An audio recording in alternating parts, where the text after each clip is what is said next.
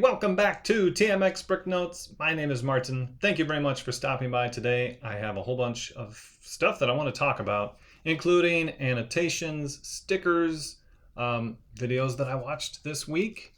How about my new brick film that's going to be on City of Bear Paw. So I've got a little clip that I want to show you of how I put together the news bricks, and then the remodel of Henry's Hardware. The video you may have seen way back in the day. If you haven't, it is on this channel, and you can check out the interior, which is now remodeled.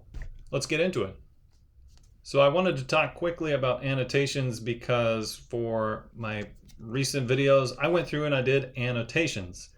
And I'm curious if any of you actually manually type those out. And if you don't, I just want to say the thing that I got out of that was a benefit. It was like a speaking lesson. It has been a while since I've done these videos, and oh my goodness, I did a lot of ums, ands, uhs.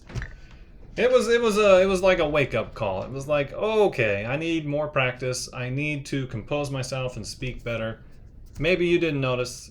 Doesn't really matter. I noticed, and that was pretty cool. I am probably not going to add closed captioning annotations manually going forward, but you know how it is. You make your first video in a while, and you want to pump it up, or you want to make it the best, something like that, I guess.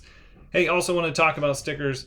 These are really cool. Tiffany is making these stickers and selling them on Etsy now, and this is a shiny gold sticker. Love it. So there's a whole bunch of other kinds of stickers. Just wanted to point that out. Pretty neat. How about videos that I watched this week?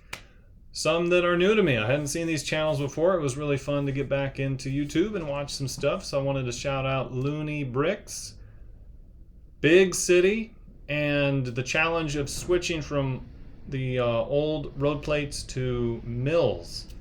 And I think the question that he was proposing is, is it worth it? I mean, it's a large city, and to switch all of those base plates to mills, that's a pretty big deal. That's a lot of work. I think it's worth it. But also the one thing that I found interesting that he was doing is he was going to try and keep those original base plates. So imagine you've got a tall building, you take it off of there, and you use that same base plate that came with the set to build your mill's base plate. So very interesting.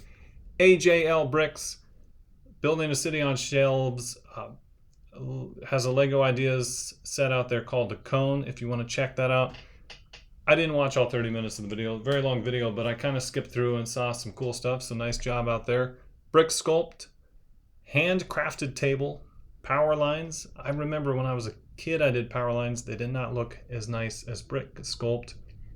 Classic mixed with new is the notes that I put down. Waterfront skate park. Oh, the Lego periodic table. That was cool. And then I forgot to look for Brick Sculpt in the video, so next time I'll watch that. Full of Brick. You've probably seen this. It's on Brick Adjuster, or it's with No More Bricks and Brick Zapper, and this time around they interviewed Royal Bricks 503, who does some incredible large-scale MOCs. Very, very cool stuff. And I think I'm going to be on Full of Brick on March 22nd. So hopefully you can make it and hang out and watch and see what's up there. Some old school people it was fun to hear from. Brick Adjuster, AleksBricks, BFAB, Bricks on the Dollar, Kevin F. Keep on bricking, MRN Bricks. Thank you very much.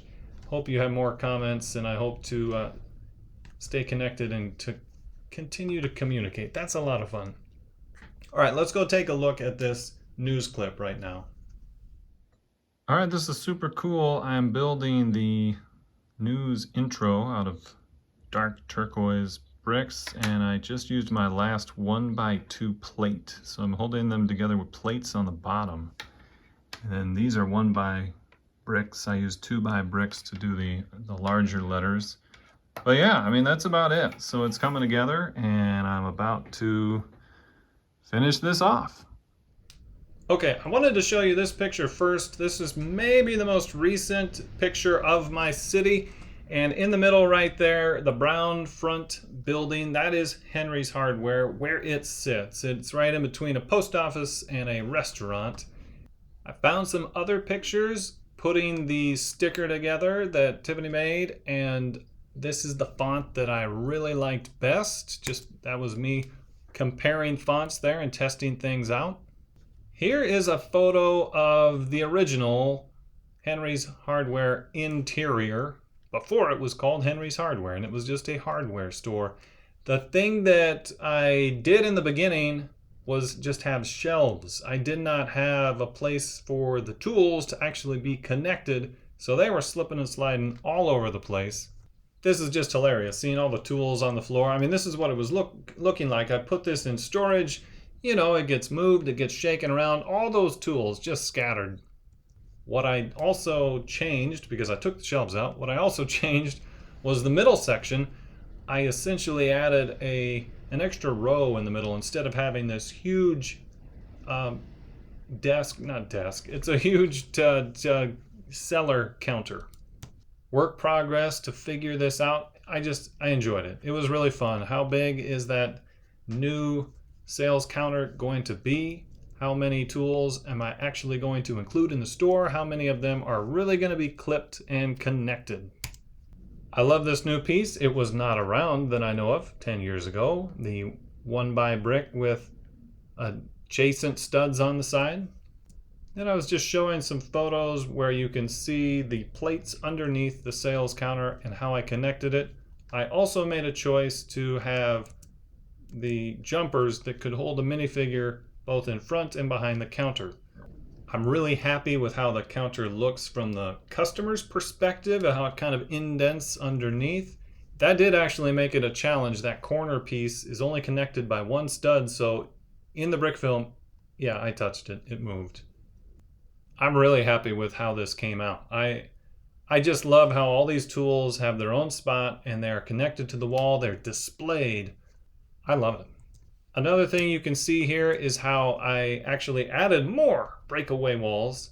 The original only had one breakaway wall on the back and reddish brown, doggone it. It has been cracky lately. Reddish brown's been breaking, whether it's been this jumper or plates or slope. I don't know if it's because I had it in storage and there were temperature changes or if it's just new Lego that's like that. Frankly, I'm not sure how old this particular piece is, but it's not the only one that broke. I had a handful of others that also cracked.